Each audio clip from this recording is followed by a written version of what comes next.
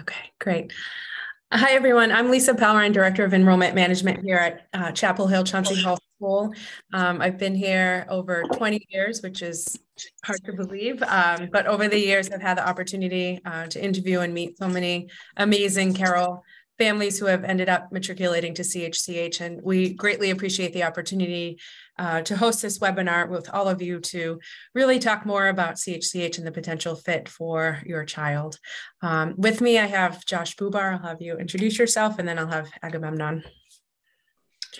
Morning, everybody. My name is Josh Bubar. I'm the assistant head of school here at Chapel Hill-Chauncy Hall. And for us, that essentially means that every part of a student's life is kind of under my umbrella, from our co-curricular program to our residential life program, and of course, our academic program. So I'll be talking with you a little bit about all sorts of different pieces of that today. Great. Thank you, Josh. Agamemnon? Hi, I'm Agamemnon Alexopoulos. I'm a student at Chapel Hill.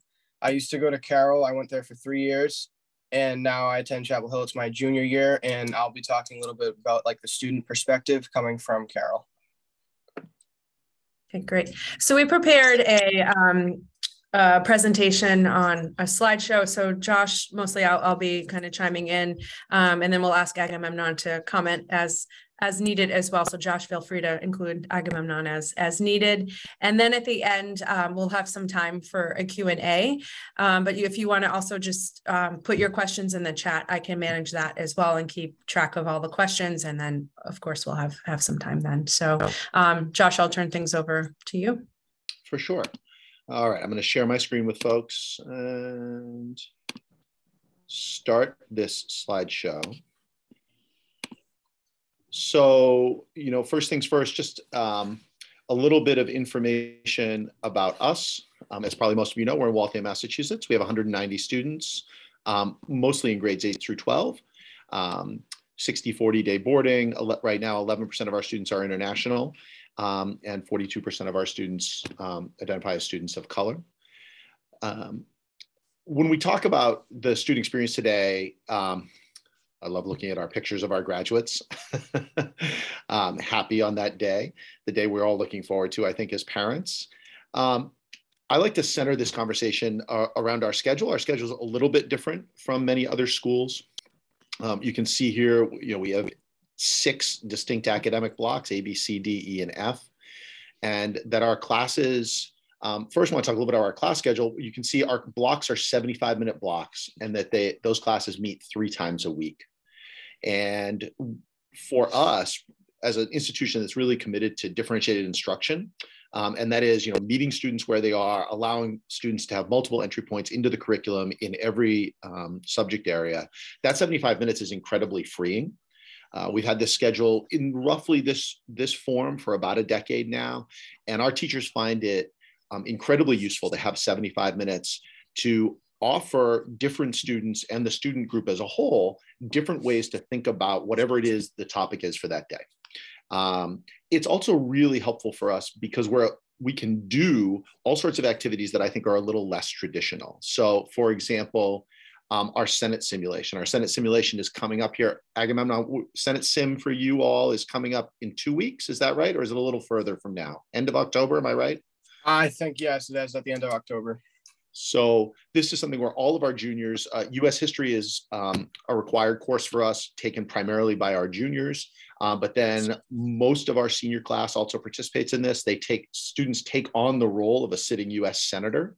And during the classes leading up to the all-day Senate simulation, they are learning about their senator, learning about their position on different issues. They're engaging in debates about those issues and committee meetings leading up to that. Agamemnon, who are you? Do you know yet? You should know at this point, right? Yeah, I got, I forget the guy's name. I got a Republican senator. He's from Kentucky. I forget his name, but I remember the face. I just don't have the name at the top of my head. But are you Mitch? You're either Mitch McConnell or Rand Paul. Do you remember which one? Yeah, Rand Paul. Rand Paul. That's it. Yeah. Gotcha. All right. And so, Aggie will be digging in, trying to figure out what Rand Paul is all about. And representing that point of view as we do our Senate simulation. And, we find that these extended class periods allow us to do the kind of preparation for this that's really, really valuable. It also allows us to do a lot of work. We do a science expo in the spring, but the build up to that and the lab work that builds to that, the 75-minute blocks is something that really allows us to dig into lab work, investigative work, student-centered work more and more. It also, now as the pandemic begins to wane, allows us to get off campus a little more often. So a 75-minute block, and you'll see in just a second, that 75-minute block typically borders on, for example, our office hours, or it might border on an assembly or a class meeting time. That allows our students to get off campus sometimes for up to 2 hours. And that allows our students and teachers to take field trips in the local area.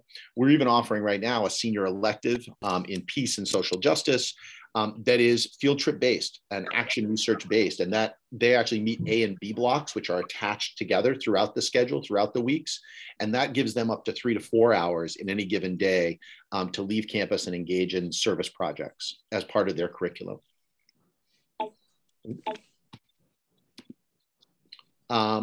You can see here, as I said, those 75-minute blocks are also connected, for example, to office hours. I do want to talk a little bit about office hours, and maybe Aggie, you want to talk about it a little bit. I'll describe it, and you can maybe give us some examples if you have some. Our office hours are 4 days a week. They last for 35 minutes. And all of our teachers are available in their classrooms or in a designated space for students to come and join them. It can be to catch up on material if you happen to miss a day. It can be to clarify material if you were in class, but you're not quite sure that you understood what you thought you understood. It can be to get a start with homework. It can be simply to catch up with a teacher about something. It's also a time that our students use as social time. We find it's a really valuable time for our students. Anecdotally, we hear from our graduates who go off to college and have a smooth transition into that they find office hours to be really useful, not just as social time or time to touch base with teachers, but as time to do a little bit of homework. They might sit in that class once it's done at 9:15 for another 15 or 20 minutes and knock off a homework assignment, which they then find translates really well to the college environment, where they have that class that meets from 9 to 10, and then they have another class from 11 to 12. And what do you do in that 10 to 11 hour? Our students who have learned to utilize office hours say, wow, I just get a little bit of homework done. And then all of a sudden, after dinner, I don't have that same kind of load. So again, I don't know if you want to talk about office hours at all.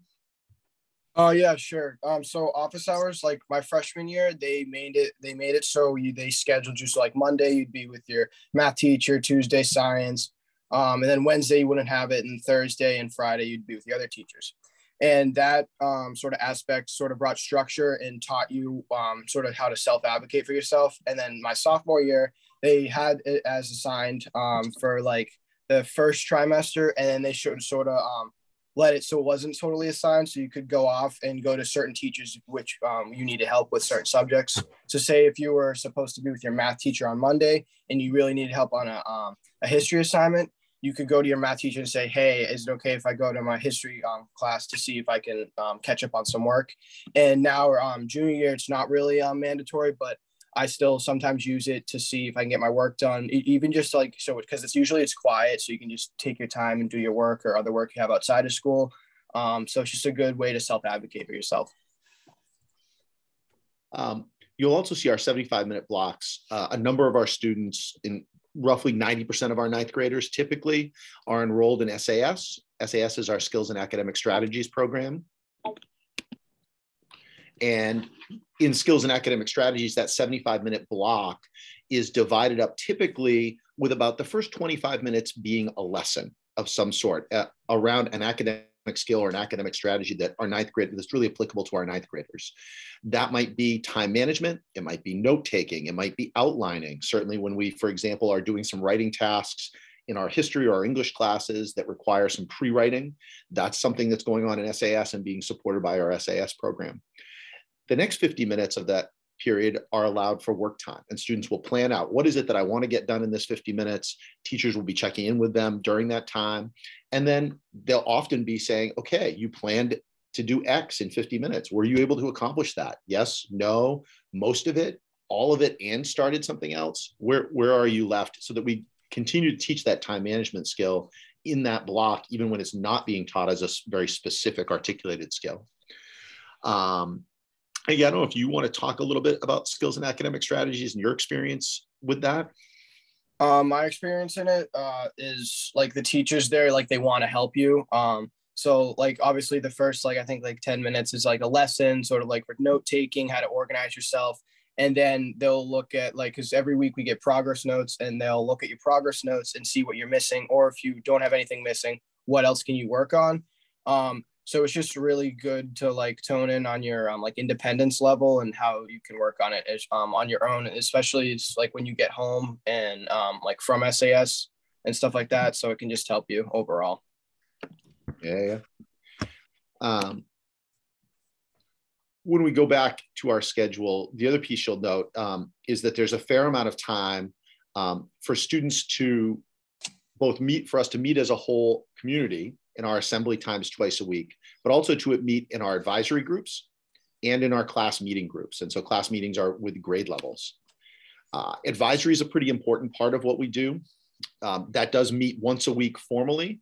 Typically, particularly for younger students, those conversations are centered on academic progress and making sure that everybody is making appropriate academic progress. They're completing assignments, they're up to date with their classwork, but also thinking bigger picture. We know that this assignment is coming down the road. We know that a larger project in one of your classes will be due in 2 or 3 weeks. And how are you planning to attack that assignment and make sure you have time to do it well?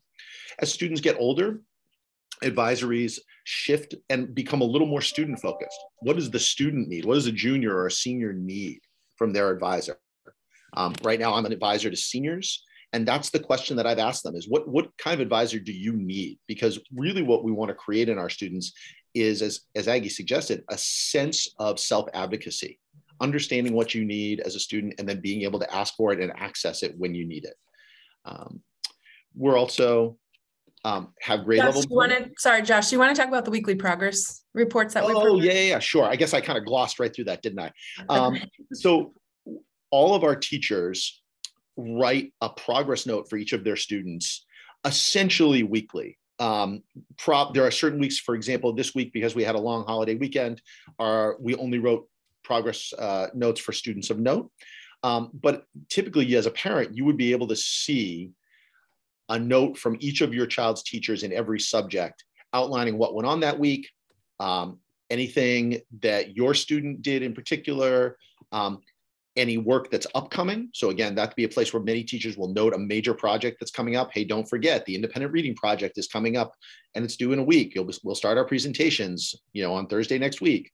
And then it's also a place where our teachers will note if there's any missing assignments. So it's an opportunity for both our students to know, because those progress notes come out to students on Tuesday mornings, and then they meet with their advisor Tuesday afternoon. And then they're accessible by parents on Wednesday morning. And we do that on purpose in order to have our students be able to think about how, if there are any problems in those reports, how they're going to solve them, how they can take care of those, so that then when you as a parent see that report, your student can say, yes, I know it said I was missing this assignment in physical science and engineering, but I just put it in the wrong folder. So I put it in the correct folder and I got a note from Ms. Palomera saying I was all set. And again, self-advocacy, taking care of your own academic business is something we really want to foster in our students. And we think those progress notes help us do that. Grade level meetings are places both for the grade to kind of bond as a group, but also where we do a fair amount of our social emotional learning curriculum and our diversity, equity, inclusion, and social justice work.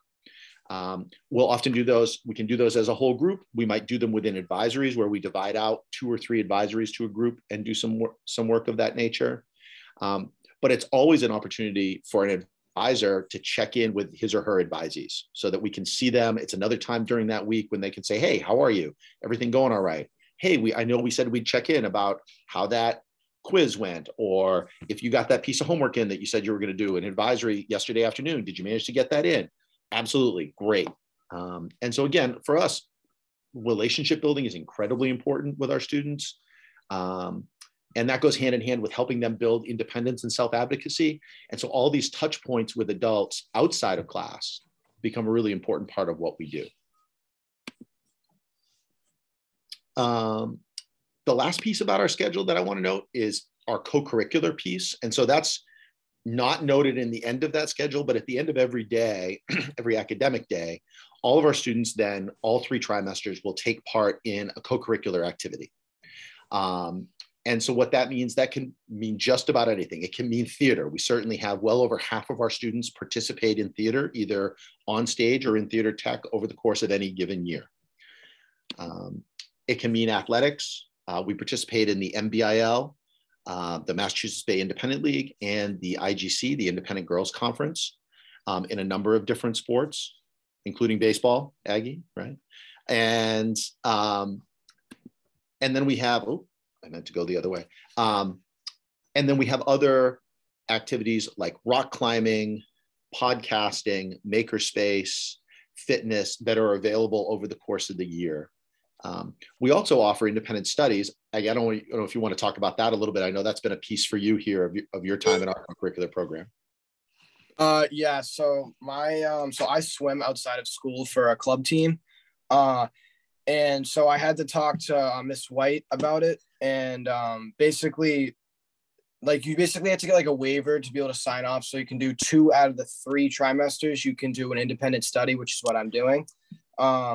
And as long as the sport or whatever activity you're doing meets the requirements of the school, they will allow you to do it. And yeah, so that's what I do. I just do an independent study. So instead of going to like theater or like playing basketball or wrestling or something, I'll just go straight home, go to my practice instead. But yeah. And we try to offer that to students like Aggie, who have made a significant commitment, particularly prior to kind of coming to Chapel Hill, and they want to maintain that commitment. So we've had students do that in swimming. That's pretty typical since we don't offer a swim team. We've had gymnasts, figure skaters. We've had some competitive, serious dancers who have taken advantage of this part of our program. So certainly if your child has something that they do that they want to continue, that's an option. We do love having students take part in things here on campus though, in no small part because that's one of the ways that we help them become part of our community. One of the reasons that we require participation in co-curriculars is that we, not so much because, not so much because we're interested in winning and losing or putting on the world's greatest theatrical production, but because we know that these activities build community. And that's really what we're hoping for with our students. I do address, there was a comment in the chat, and I'll hop backwards to talk about it. How do we onboard in 10th grade? So our 10th graders, we do have a number of new 10th graders every year, a dozen or more entering 10th graders. And so there's a couple of pieces. One is that we typically, in the advisory matching, don't separate students into, oh, all the new 10th graders will get an advisor, all the returning 10th graders will get a different advisor. We try to mix them together. So we have returning students with new students. We find that works really well to get them kind of up to speed. Our classes are typically pretty small. So that onboarding piece happens pretty organically for us as well. And then in the SAS, in 10th grade, they are also engaging in those lessons. So our 10th grade curriculum has that 25-minute lesson period of skills and academic strategies built in, and then a 50-minute work period. The lessons aren't exactly the same, but they are spiraling. So there will be conversations. For example, we don't say, hey, we're just going to talk about time management in October and November of their 9th grade year and then never revisit it, right? We're coming back to that and circling back again in 10th grade. And again, for us, it's pretty impactful that the students have those lessons and then have an opportunity to put them into practice right then and there in the next 50 minutes. I hope that helps answer that question. Certainly, if you want to follow up with more, I'm happy to answer that when we get to the Q&A period. Josh, one thing I would add too about the co-curriculars is that all of our faculty and some of our staff are the coaches or program leaders. And I think that's just an amazing way for our students to make those connections outside of the classroom. And I know for some students, I remember Mia Kanesharo in this picture, who's from Carroll and just graduated from CHCH this past year. She had Miss McDonald, who's the coach right there, built that relationship before she had Miss McDonald as an English teacher in 10th grade. So they already kind of knew each other's personalities, strengths, weaknesses, just kind of how Mia learns best. And I think that's just an incredible way for our students to kind of build that comfort level outside of the classroom as well. So just wanted to make note of that too. Yeah. The last piece I want to talk about is outcomes. And certainly that's a piece, as I started with a picture of our high school graduation of our graduates. But I think for all of the folks on this call, and for us, we're a college preparatory school. So all of our students are accepted to college prior to graduation. And all of our students will go off and go on to college. Some of them will take a gap year.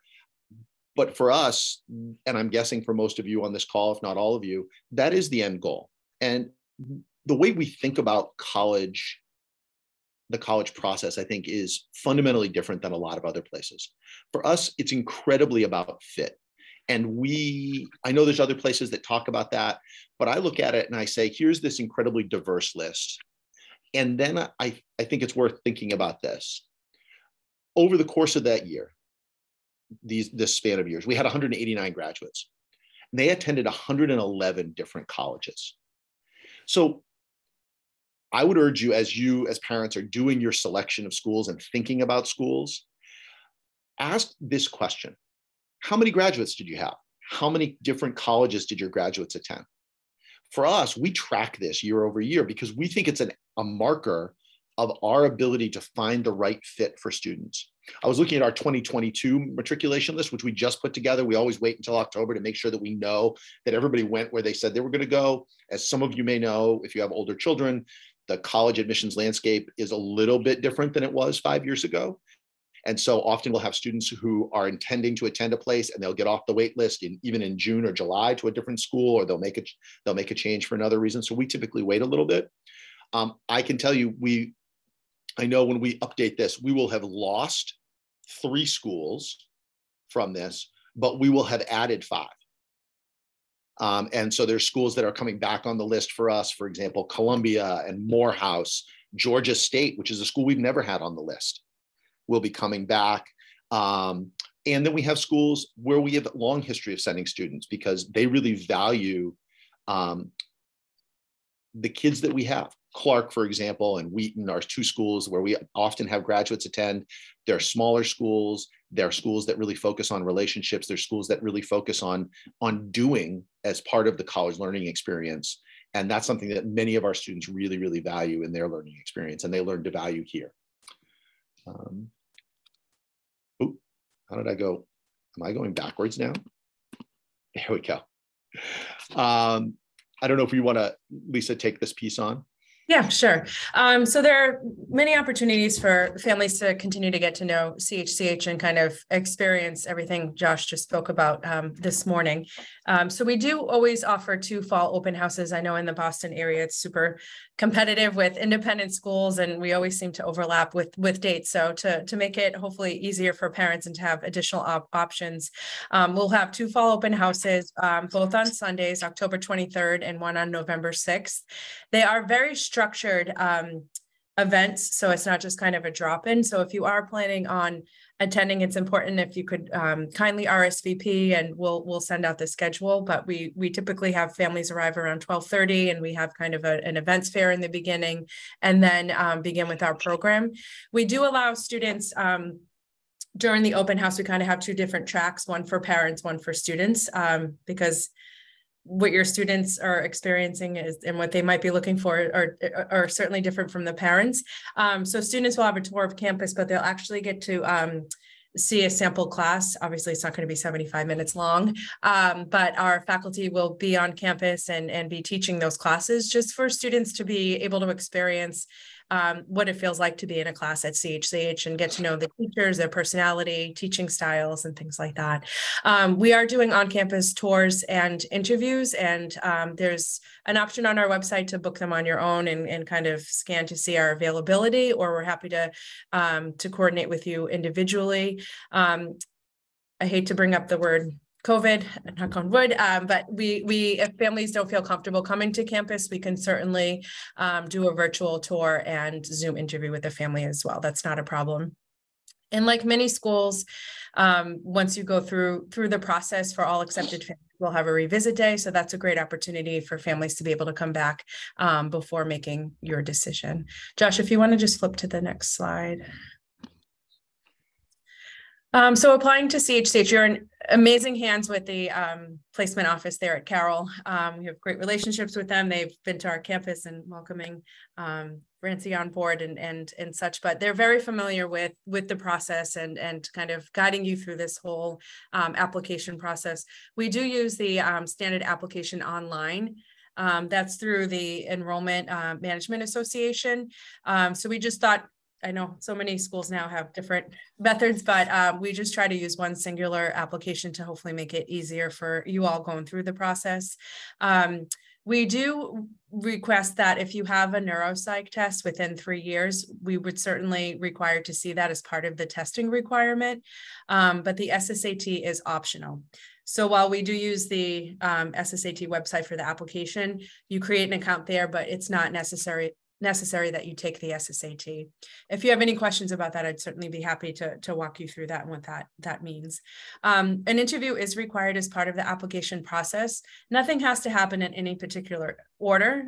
Basically, everything needs to be done by January 15th. So that means your application needs to be submitted on the SAO, as well as your interview completed by January 15th. And we will be sure to be in touch if there's any missing pieces, so you don't have to worry about, kind of, did I get that one piece in? Is there anything missing? We do a lot of communicating with our families to make sure that we ease kind of the anxieties going through this and make sure that we have everything we need in order to make sure that, CHCH is the best fit for your child and vice versa. We, as an admissions committee, I have multiple people from my staff to the director of the Skills and Academic Strategies program, to the grade level deans and academic directors. We have a whole lot of a lot of people from CHCH reviewing the application just to make sure that the student is the right fit, not only academically, but social emotionally, that we feel like we can support your child. So there's a lot of thought and process that goes into this. March 10th, like many schools, is our notification date. So that's just kind of, it's a long process, but it typically goes by super quick. So just wanted to make note of this. This is all outlined on our website for you to just have those reminders. But again, we'll be communicating with our families on all of these dates. The next slide is a lot of information. I'm not going to go through it step by step, but we want to make sure that we're allowing families access to a CHCH education. So we have both need-based financial aid as well as scholarship opportunities. And I'm sorry, I forgot to update these dates. So it should be 22, 23. But we're asking families, we use SSS. There's a page on our website dedicated to financial aid to answer many of your questions. And also the director of financial aid for my team is Shannon Fortin, and she'd be happy to schedule an individual conversation with you if you have any questions about the financial aid process. We also have scholarship opportunities available for our 9th grade applicants. There is no application for this, as the admissions committee is reviewing all the applications. If we feel like somebody really stands out, for example, for a trustee scholarship or whatever it might be, we'll be making note of that through the admissions reading process. We read all of our applications first and make decisions. And then of those accepted students who applied for financial aid, we'll then go through and see how much of our financial aid budget we have left after we do re-enrollment contracts and financial aid for our current students, and kind of look at our needs and as we're developing that 9th grade class and where students fit in for that. March 10th is when we, again, send decisions for admission, but it's also when we communicate decisions on financial aid and scholarship. If a student receives financial aid, you'll know at that point. However, if there's not enough financial aid first round, your child will still be accepted, but waitlisted for financial aid. Some schools do that a little bit different. And again, I know this is a lot of information, and we'd be happy to set up an individual meeting to kind of talk about your individual family needs and how we could certainly support that. I did see a quick question. Skills and Academic Strategies is an additional fee. I believe for next year, it's going to be about $7,200 for the entire year. And then as students kind of phase out of SAS, for some students, they no longer need it after 9th or 10th grade, and there's no longer a fee. Or students, we always recommend students have SAS 3, that means 3 times a week for 75 minutes. But then if we feel like a student can scale back on that, they might just have it for 2 days a week, which is a lower cost, and then have a free block, for example. Okay, so that's how that works. So again, happy to answer any questions on all of this. And there's a ton of information on our website as well. I think that's the last slide. Yep. We have a bunch of questions. Thank you for all your amazing questions as well. I can kind of go through them and then have Josh or Aggie answer those for us. One thing we didn't talk about is our world language requirements and our offerings and how that works. So if you could just talk about that a little bit, and even Agamemnon talking about your experience with taking a world language as well. I'll tell you what, Aggie, how about I do the big picture and then you do your experience? Does that work? Okay. So we do require all of our students to take 2 years of a foreign language. That includes students who come to us who, if they were going to a public school, for example, might have qualified for a waiver. We do this for a couple of reasons. Number one, we really believe that all students can learn, and our approach, which is called the comprehensible input approach to teaching language, I think allows all students access into a foreign language. We also particularly design our first 2 years of language instruction here to balance language acquisition with culture. And so that's very important to us. There was a question about how does our US history course position itself globally? And I think as a school, we really want to think globally. And so learning another language, getting into the culture of getting into other cultures where that language is the primary language is another way that we as a school really help our kids think globally. But I'd love to hear about your experience. I don't think I've ever talked to you about it. So this is good. You know, we're live here without a net. What's your experience, Ben? Okay, so my first year taking language, I was kind of nervous because before, usually even when I went to public school before I went to Carroll, I could have a waiver and didn't really have to do it. And then so going into it, I was like, oh, am I gonna fall behind? Am I gonna have struggle? But my teacher I had was really great. She really made sure I understood the material and she worked on it with me. Even when I had a project or due or something for Spanish, she would have me go in for office hours and I'd work on it with her. So the teachers, even if you freak out about it and you feel like you're gonna have a hard time, they make sure you don't, and they really try to get to know you and figure out what works best for you. And I would say we have rarely, but in probably, again, this is my 22nd year here. This is the 20th year that we have had this policy in place. I can think of 2 students where we have offered them the opportunity to take the language requirement pass-fail because their achievement within the language fell distinctly below their academic achievement in other areas. So that is a kind of a safety net we have for a student where this really was a challenge. But again, that's incredibly rare in our experience. And as Lisa noted, we dozens, if not hundreds of students from Carroll, we've served pretty successfully over the course of my career here. So I don't know if you mentioned we offer French and Spanish. we do.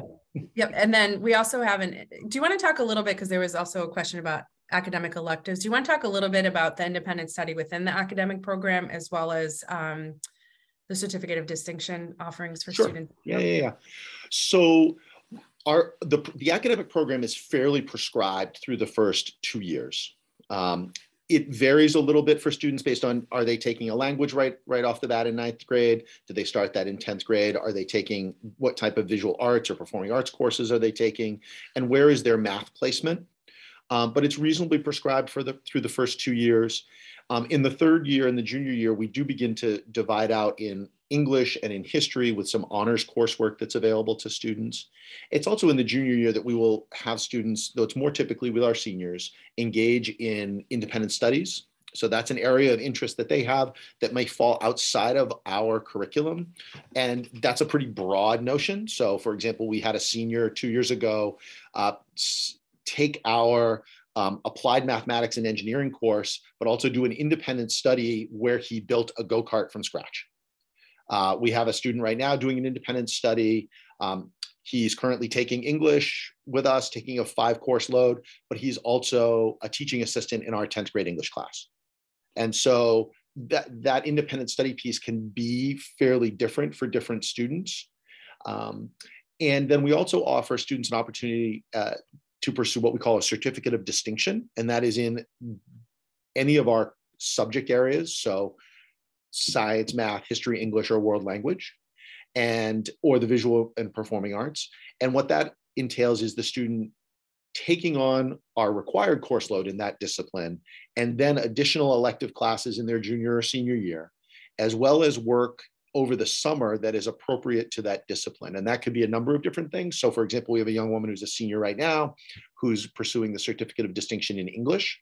And what she has done over the past 2 summers is begin to create put together a creative writing portfolio with both short stories and poetry. And I believe she is in the 4th or 5th chapter of her novel at this point. And that's kind of what she is hoping to finish as her evidence of her summer work and dedication in that particular area. We've had other students take on college coursework in different disciplines, summer work, internships in different disciplines. And so what we're really looking for is students to say, this is something I'm really passionate about, really interested in. And not only am I going to pursue it to the greatest extent here at Chapel Hill, but I'm going to take on work outside of Chapel Hill as well as evidence of my interest and my learning. Great, thank you. And then there was a question just about kind of the interaction between our day and boarding students. Just say, and kind of, you know, how do we weave them together throughout the day, and then options for weekends we can talk about as well. Yeah. Again, I don't know if you want to talk about that, kind of your relationship with any boarding students. Maybe better to hear from you than me. Okay, so the interaction, it's like, I mean, it's good. Because you like you're in classes with them like every single day. So you sort of get to know them better. And then on the weekends they offer like some weekend activities, which last weekend, I think it was, there was a horror movie, movie Smile. I went to go see it, and a bunch of the boarders went to watch it. It was fun. We all had a fun time. You know, everyone screamed and got scared occasionally in the movie, but we all had a fun time. And it's kind of cool because you get to like hang out with your friends, and, you know, because normally you wouldn't see them because, you know, they're always at, like, I mean, you do see them, but on the weekends, you wouldn't really see them if they didn't have these activities. But since they do, you get to like sort of bond with them and get to know them better. We also have some weekends where we are requiring all of our students, both day and boarding, to be on campus. So for example, in the first weekend of the school year, if you are playing a fall sport, that's our fall athletics weekend, where our fall preseason weekend, essentially, where you might have double sessions if you're playing soccer. So you're here on campus, you practice in the morning, you eat lunch in the, you know, in between practices, then you go back out again in the afternoon. That's all of our day and boarding students. 2 weeks ago, we had grade level trips. So each of our grade levels chose a different place to head off to, and everybody went. So all of our day students, all of our boarding students took off, had a chance to hang out together, came back. Flick served a special dinner, Flick's our dining service. And then we had a show, a lip sync show that evening that we encouraged students to stay for. We had a number of day students stay for that with our boarders. And then, as Aggie said, we have all these weekend activities, and we have day students who often will choose to come back. We can become kind of a hub for day students. So you as parents, you know, you're saying, oh, where is my, you know, already you're part of an independent school community where not everybody lives in the same town. And so where do your kids get together when they want to get together on the weekends? Often our students will come here, right? We become a common place rather than maybe your basement or your backyard, where they can kind of hang out, and we're around, and we're around, you're not around, which maybe is sometimes a good thing. Nothing personal, I'm sure, for any of you. And then we're offering activities, and it can be as simple as open gym, where kids are going and they're playing volleyball or basketball or badminton, and just kind of getting a chance to hang out and be kids. We have a lot of students too that come early for breakfast, and then obviously lunch is included, but also stay for dinner, which is really nice. So when the co-curriculars end, you know, students have a place to go. So if parents are picking up another sibling or stuck in traffic or late at work, it's, I think, really nice to know, you know, having that boarding piece built in even for day students, it's nice. And then sometimes day students stay for study hall at night, which is mandatory for our boarding students from 7:30 to 9:30, but they could check in at the appropriate dorm for their grade level and stay for all of or part of study hall, which I think is really nice for kind of having that added benefit for day families as well. There was another question about our approach to social emotional wellness and self-advocacy, and then our approach to DEI and belonging in the classroom and through co-curricular experiences. Yeah, I mean, I'd love to talk about the social emotional learning piece. And I think so much of it comes down to really knowing yourself and being able as a student to explore yourself, and then what aspects of yourself, what do you need to be healthy? And some of that is sleep hygiene, appropriate nutrition. We'll talk about some fairly concrete things like that. And then some of it is, how do I ask for help? How do I know when I need help? What are some ways I understand myself better and then know that I need to engage others to help me? We also have conversations around relationships and what does a healthy relationship mean? So then it's not just about me, but how do I exist in a healthy way in our community? And how do I exist in a healthy way, in a romantic way, potentially? So many of our students, right, they're in high school, they're beginning to engage in some of those, or maybe not beginning, maybe continuing to engage in romantic relationships. And what are the markers of a healthy romantic relationship? And how do I know that? And how do I be a partner in a healthy romantic relationship? So those are all pieces that we talk about, but a lot of it comes down to knowing oneself, and then understanding how you operate as an individual and how that works for you and how it works in a bigger community. And then I'd say our work, our diversity, equity, and inclusion work has a couple of different facets. And one of those is the celebration of all sorts of different cultures and places that people come from across a gamut of things, and having a community that is really respectful of all people.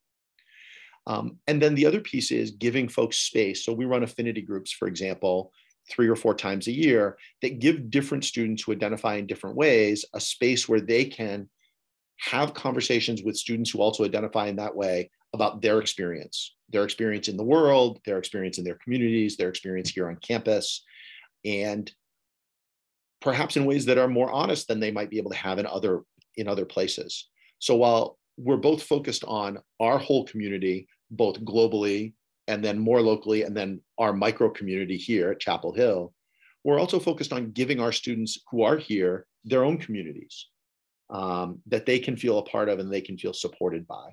That's a pretty broad brush stroke of it. There's a lot that we do, but I think that kind of covers that, generally speaking. And even talking about Nikki being on the curriculum committee and just kind of looking at the DEI lens through the curriculum as well. Yeah, so Nikki Turpin is our Director of Diversity, Equity, and Inclusion. And one of the pieces is that she does sit on our curriculum committee, which is the group composed of all of our department chairs, our college counselor, Nikki, me, and our 2 academic deans.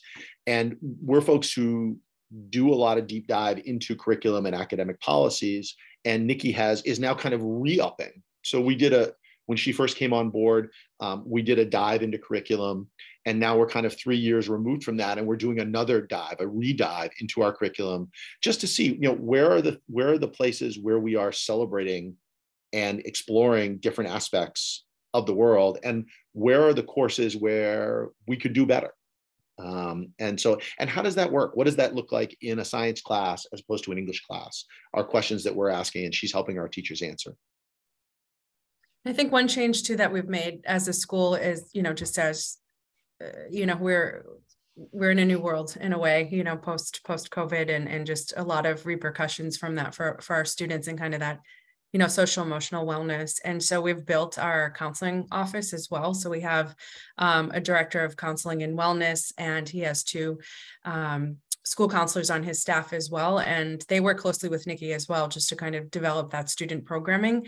But they're here to, again, do the programming, but also kind of as needed basis, and just work with students and the grade level deans as needed. But it's just a great resource to have here on campus as students are kind of dealing with more things than ever before, and the stress of being a teenager. So I think that's one change I'm really proud of seeing here at the school as well. Yeah. Agamemnon, anything to add, or just kind of, I know one question that often comes up is just kind of, students' transitions from Carroll to CHCH, and what that's been like, and kind of feeling both challenged and supported. Can you talk a little bit about that with the parents? Yeah, sure. So the transition was kind of weird for me, because it was obviously during COVID. So it was like we were sort of online, and then we went in person, and the masks and all that stuff. So it was really overwhelming at first. But especially because the classes were a lot longer, because at Carroll, I think it was like 40-minute classes, or like 40 to 50-minute classes, which was a lot shorter than an hour and 15. But getting used to it was like relatively easy because when having the longer classes, they sort of made you interact more in the classes. So it just kind of flew by. And like at the end of the class, they would talk about the homework. They would do some examples. So you don't just go home and go like, what do I do? So basically they worked on it so you could understand the material and all that. And so the switch from Carroll to Chapel Hill was, crazy, but it was good and like the be all end all. But yeah. Great. Thanks, Agamemnon. All right. I think we got all of the questions in the chat. Josh and I feel free to contact us anytime. Oh, sorry, Charlene, did you have a question? I wanted to also ask Aggie a question. So the parents here today, they're students and they are also, going to open houses and, attending Chapel Hill-Chauncy Hall's tours, etc. What advice would you give to the families, Aggie, as they're going through the same process you went through, just a few years ago? Is there any advice you could give for them to share with their kids that would be helpful? You've done such a wonderful job. We appreciate any input. So my advice would probably be to like take your time. And when you go to different schools, even this school, like I also looked at Landmark as well. When I looked at different schools, I asked a lot of questions and made sure I observed everything they were telling me. Just to get the most out of it, like most out of the experience of even going to the school, touring the school, getting to meet the students or getting to meet the people, the teachers, or even like the admissions officer, all that stuff. Just asked a lot of questions to make sure like this school was really a fit for me. Thank you very much. And could you give me 3 great adjectives to describe your experience at CHCH? Or adjectives, that would be great, but I have a feeling they're pretty great. I mean, I don't know. Like, I guess like CHCH, I would say it's just a fantastic school. That's how really I would sum it up to be. Yeah, that's really it. But I would just say it's a fantastic school, and I really love it because it's sort of like a family, I would say, because it's one big community, and they really get to know everyone, and I really love that about the school. Thank you very much. It's so nice to see you. Nice to see you too.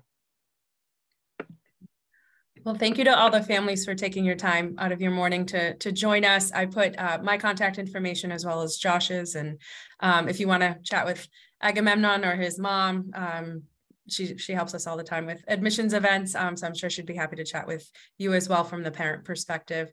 And thank you to Charlene and her team for organizing this this morning for us. And I'll be sure to send out the recording. Thank you, Lisa. Thank you, Josh, Aggie. Enjoy your weekend. Thank you for your time. This was fabulous. We appreciate it. Thank you. Bye-bye. Thank you, everybody. Bye.